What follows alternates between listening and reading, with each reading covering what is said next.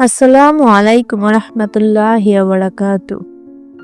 মৃত্যু একটি শব্দ, কিন্তু এর ওজন পাহাড় সমান। যে শব্দটি শুনলে শক্ত মানুষও নীরব হয়ে যায়, যে সত্যের সামনে রাজা, বাদশাহ, ধনী, গরিব, নবী, রাসূল কেউই ব্যতিক্রম নয়। এর স্বাদ প্রত্যেক প্রাণীর জীবনে একবার হলেও নিতে হবে।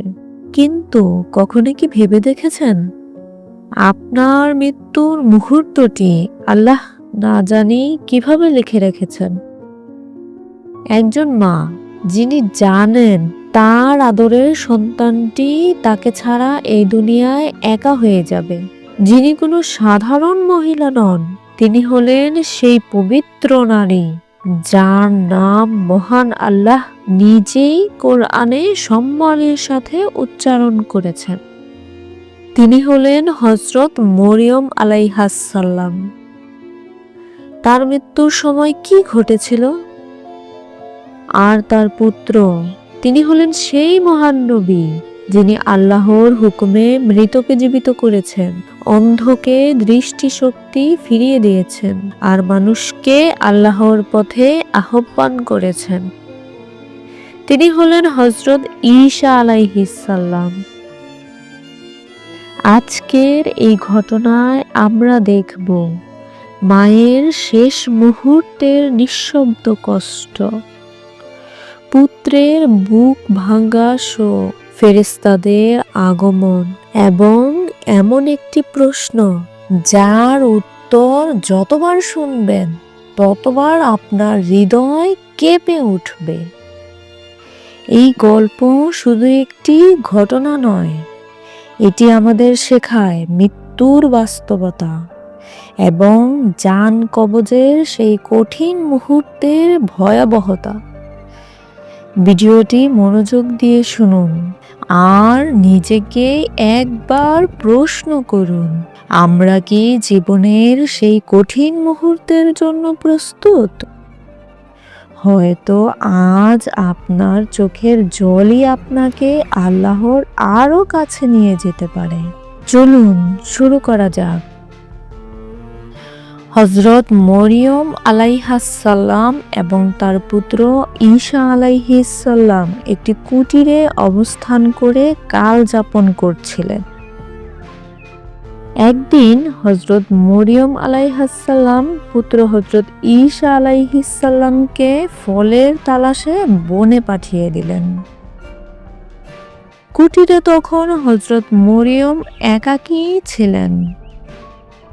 এমন সময়ে মালাকুল মউত আজরাইল তার নিকট উপস্থিত হলেন। হযরত মরিয়ম আলাইহিস সালাম আজরাইলের ভয়ঙ্কর মূর্তি দেখে অত্যন্ত ভয় পেলেন এবং আতঙ্কিতভাবে তার পরিচয় জিজ্ঞেস করলেন এবং জানতে চাইলেন তিনি কী উদ্দেশ্যে আগমন করেছেন। ফেরেশতা আজরাইল জবাব দিলেন, আমি আজরাইল, আমি মহান আল্লাহর নির্দেশে আপনার জান কবজ করার জন্য এখানে এসেছি। আপনার দুনিয়াবী জীবনের সমাপ্তি ঘটেছে, আপনি এখন পরপারে যাবার জন্য প্রস্তুত হন। আজরাইলের কথা শুনে বিমর্ষ বদনে হযরত মরিয়ম আলাইহাস সালাম বললেন, হে মালাকুল মউত, আপনি কিছুক্ষণের জন্য আমাকে অবকাশ দিন। আমি আমার প্রাণের চেয়ে প্রিয় পুত্রকে একটু বাইরে পাঠিয়েছি। এখান থেকে বিদায়ের প্রাক্কালে তাকে 2-4টি উপদেশ বাণী শুনিয়ে যাবার ইচ্ছা। অতএব সে ফিরে আসুক, তারপর আপনি আমার জান কবজ করুন। আজরাইল শান্ত ও গম্ভীর কণ্ঠে বললেন, হে পবিত্র নারী মরিয়ম, আমি আল্লাহর হুকুমের বাহক, নিজের ইচ্ছায় আমি আসিনি। নিজের ইচ্ছায় আমি কিছু বিলম্ব করতে পারি না। আপনার আকুতি আমি বুঝি, মায়ের হৃদয়ের ব্যথাও আমি জানি, কিন্তু আল্লাহর নির্ধারিত সময় এক মুহূর্ত এগোয় না, এক মুহূর্ত পিছয় না। যে পুত্রকে আপনি ভালোবাসেন তাকেও আল্লাহই রক্ষা করবেন। আর আপনার জন্য আপনার রবের কাছে রয়েছে অশেষ সম্মান ও শান্তি। অতএব আপনি আল্লাহর ফয়সালার প্রতি সন্তুষ্ট থাকুন, কারণ এ বিদায় বিচ্ছেদ নয়, এ এক অনন্ত সফরের শুরু। আজরাইলের কথা শুনে হযরত মরিয়ম আলাইহাসসালাম বলে উঠলেন, আমি মৃত্যুকে ভয় করি না, আল্লাহর আদেশেরও অবাধ্য নই। কিন্তু দুঃখ এই যে শেষ মুহূর্তে পুত্রকে কিছুই বলে যেতে পারলাম না। যা হোক, আল্লাহ যা কিছুই করেন মঙ্গলের জন্যই করে থাকেন। তখন ফেরেশতা আজরাইল যথাসময়ে এই হযরত মরিয়মের জান কবজ করে চলে গেলেন। ইন্না লিল্লাহি ওয়া ইন্না ইলাইহি রাজিউন। হযরত মরিয়ম আলাইহাসসালাম এর প্রাণহীন দেহ মাটিতে পড়ে রইল। কিছুক্ষণ পর হযরত ঈসা আলাইহিসসালাম বন হতে ফলমূল নিয়ে কুটিরে ফিরে এসে দেখলেন তার জননী শায়িত রয়েছেন। তিনি তাকে নিদ্রা অবস্থায় আছেন ভেবে ডাকতে শুরু করলেন, কিন্তু মায়ের কোনো সাড়া নেই। শেষ পর্যন্ত সাড়া না পেয়ে তিনি তাকে নাড়িয়ে দেখলেন। ডাকে নাড়ায়, আবার ডাকে নাড়ায়, কিন্তু মা আর জাগে না। তার পবিত্র রূহ দেহ ত্যাগ করে চলে গেছে। সেই মুহূর্তে একজন নবীর চোখও অশ্রু ঝরে। একজন পুত্র বুক ফাটা কান্নায় ভেঙে পড়ে। আর আকাশ, বাতাস, পশু পাখিও নীরবে কেঁদে ওঠে। হযরত ঈসা আলাইহিসসালাম তার মাতার এরূপ আকস্মিক পরলোক গমনে প্রায় অধৈর্য হয়ে পড়েন।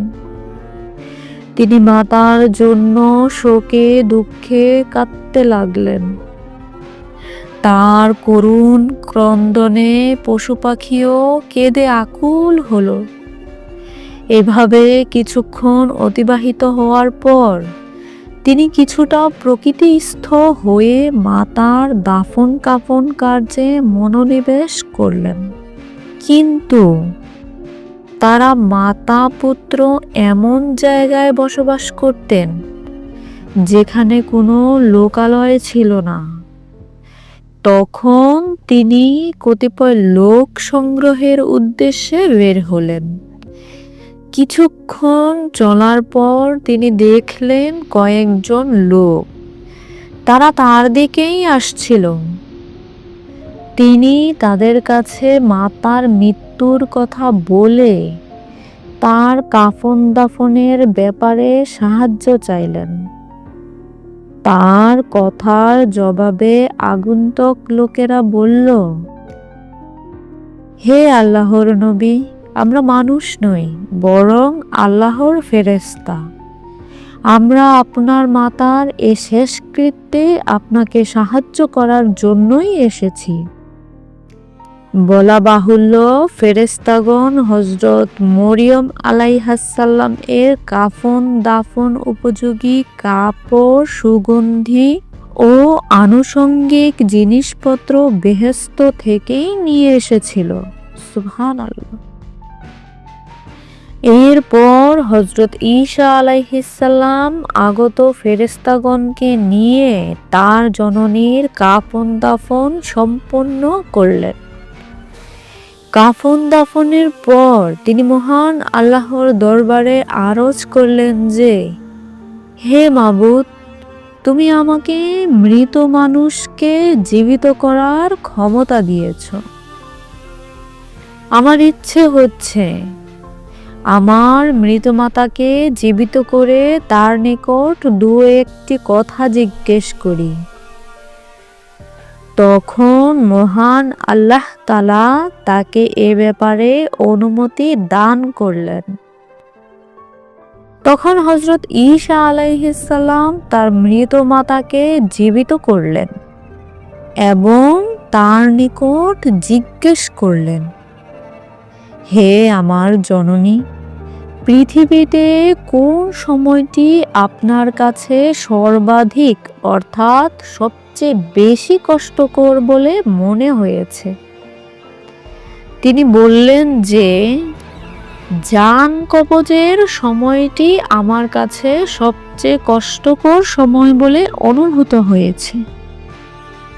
আল্লাহু আকবার। একটু ভেবে দেখেন, তিনি কোরআনের উল্লেখিত সবচেয়ে সম্মানিত ও পবিত্র নারীদের একজন। যদি আল্লাহর নির্বাচিত এক পবিত্র নারী, যার জীবনে কোনো প্রকাশ্য গুনাহ এর ইতিহাস নেই, যার সন্তান আল্লাহর নবী, যদি সেই মরিয়ম আলাইহাস সালাম বলেন জান কবজের সময়টাই ছিল আমার জীবনের সবচেয়ে কষ্টকর মুহূর্ত, তাহলে ভেবে দেখুন আমাদের মতো গুনাহগার বান্দাদের জন্য সেই মুহূর্তটা কতটা ভয়ঙ্কর হতে পারে। জান কবজের সময় না থাকে সম্পদ, না থাকে সন্তান, না থাকে ক্ষমতা বা সম্মান, থাকে শুধু আমল। সেই মুহূর্তে মুখে যদি থাকে তওবার শব্দ, হৃদয়ে যদি থাকে ঈমানের আলো, তবেই সে কষ্ট সহজ হয়।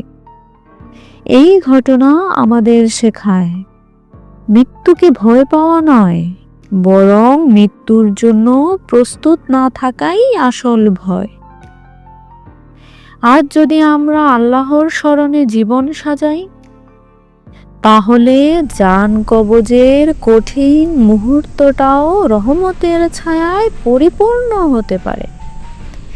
আল্লাহ আমাদের সবাইকে সহজ হিসাব, শান্ত মৃত্যু এবং ঈমানের সাথে বিদায় নেয়ার তৌফিক দান করুন। আমিন।